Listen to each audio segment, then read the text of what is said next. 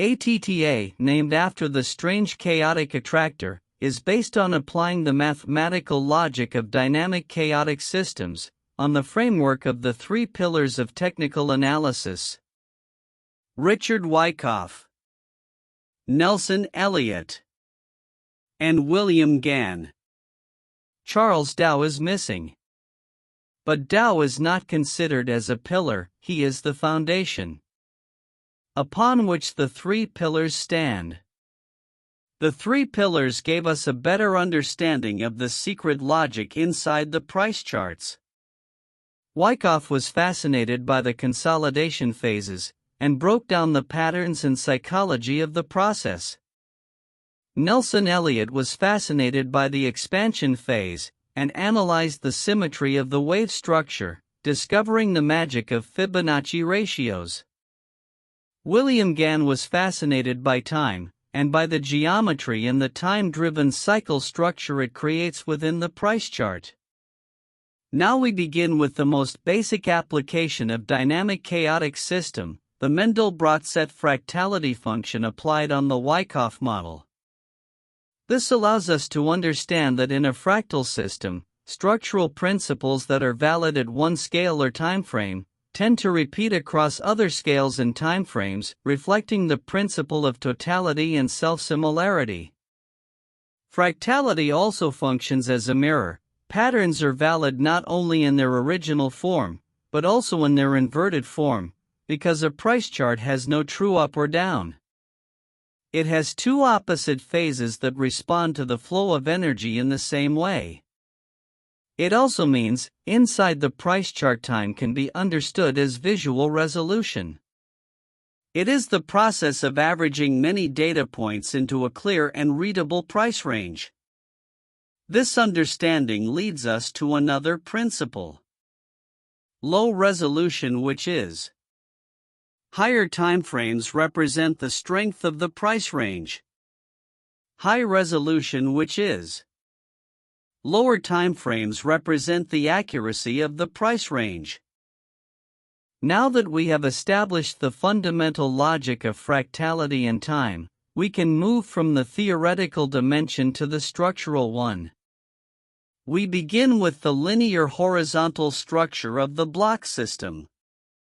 This structure is built upon the understanding that the Wyckoff function of accumulation and distribution is valid at every pivot point, whether it is a high or a low. From a fractal perspective, the entire process of accumulation and distribution can be condensed into a microstructure of just 3 candles. In other words, each pivot point represents a complete Wyckoff cycle, seen through the lens of fractal compression. The block system serves as a framework for identifying and interpreting significant price ranges. Why ranges rather than lines?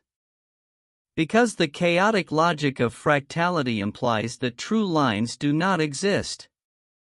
What we perceive as a line is, in fact, a price range on a lower fractal scale, and vice versa. Thus, every boundary is relative to its fractal level of observation.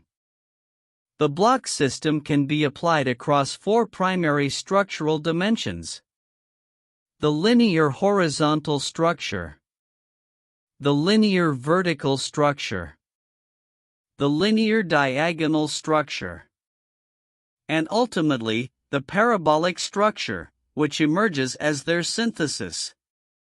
For now, our focus is on understanding the linear horizontal structure, which forms the foundation of the system.